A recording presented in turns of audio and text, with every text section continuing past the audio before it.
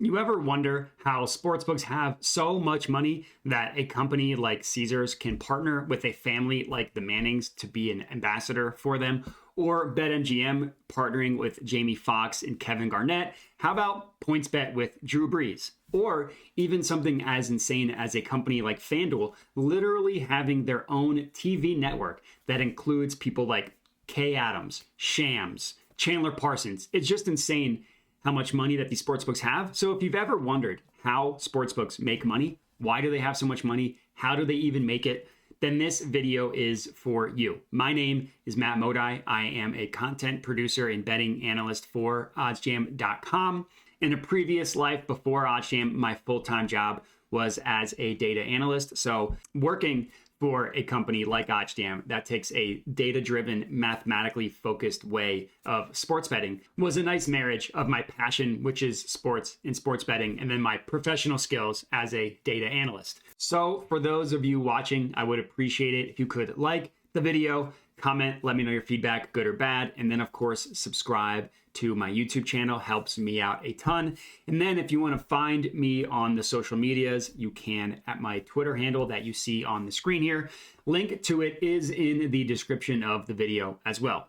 I have prepared this incredibly complex slideshow for you guys. How do sportsbooks make money? By yours truly, Matt Modi. I mentioned it, sportsbooks make a ton of money. Here are all the examples that I was talking about at the beginning. The Mannings with Caesars, Jamie Foxx with BetMGM, Drew Brees with PointsBet coming out with these ridiculous lightning commercials, and then FanDuel TV, a literal TV network dedicated to FanDuel, dedicated to sports betting. Well, the way that sportsbooks make money, they charge a VIG or a juice. Now, these two words can be used interchangeably, so whenever you hear VIG or juice, they mean the same exact thing. VIG, which is a just short word for vigorish, I like to kind of describe it as the tax that sportsbooks price odds themselves, right? They charge a little bit of tax to the odds themselves. Now, I'll explain what that means, but that's the easiest way for me to describe it, and at least for it to make sense to me. Like when you're at a store and something's $7.99, you're not actually paying $7.99. You're being charged tax. Sportsbooks do something very similar with the odds themselves. As I mentioned, VIG, juice, used interchangeably, they mean the same exact thing. So if you're ever concerned or confused, why did some person say VIG? Why did some person say juice? They mean the same exact thing. And here's an example that I like to give. So whenever you're sports betting, you're scanning through a sportsbook, you see minus 110 odds, pretty much the most standard, right? That's the most common form of odds that you see. Well, using the VIG calculator on OddsJam, when you see minus 110 odds each way, the sportsbooks are charging a VIG percentage of 4.76% at minus 110 odds. They're charging a VIG, a juice, a hold on the market of 4.76%. So for every $100 bet on a play where there are minus 110 odds each way, the sportsbooks make $4.76. Now, let me kind of explain the math behind it. So the screen, what you see here is just a random NBA game between the Bulls and the Clippers. The Bulls are 4.5-point underdogs. The Clippers are 4.5-point favorites, both at minus 110 odds each way, right? So we're sticking with the same example of minus 110 odds each way. So let's pretend we have two sports bettors, me and you. I'm bettor number one, you are bettor number two. I am going to bet $110 on Bulls plus 4.5. $110 at minus 110 odds means if your bet wins, you profit $100. That's what the minus 110 means. So my bet, I'm on the Bulls plus 4.5 at minus 110 odds. The other side of that, so you are going to bet on the Clippers, $110 on the Clippers minus 4.5. Again, if you win your bet, you will profit $100. One of these bets is going to win. One of these bets is going to lose. The score can't end at exactly Clippers minus 4.5, of course. So what's going to happen with this scenario?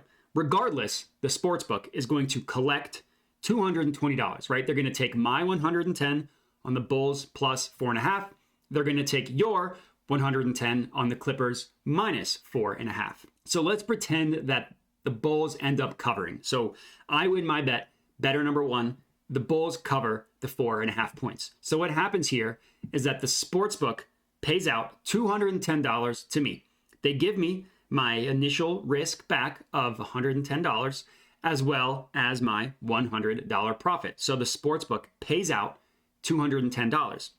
Don't forget, the sportsbook collected $220. So regardless of what happens here, the sportsbook, which is FanDuel, makes $10, right? They collect my 110 and your 110, my bet won, so they only give me $210. They make $10.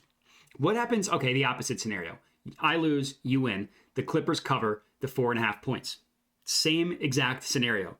FanDuel will pay out to you as better number two, $210. The 110 of your initial risk and the 100 profit. So regardless, FanDuel makes $10. So what we've learned here is that regardless of whether the Bulls or the Clippers cover, no matter who actually wins this bet, Bulls, Clippers, minus, plus 4.5, FanDuel is going to make $10, no matter what.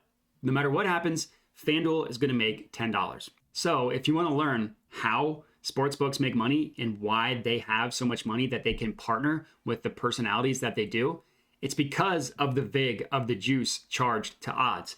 For every $110 bet on each side of this play, FanDuel makes $10. So to get to the true amount of money that these sportsbook make, just multiply that $10 by how many bets do you think are placed in a given day on FanDuel? Millions. So multiply that $10 by millions of bets and even more money. There are people that bet more than $110 on a side of a bet, right? Some people bet $5,000. So you multiply that $10 by millions of dollars, by hundreds of millions of money, and then you start to understand how sportsbooks make so much money.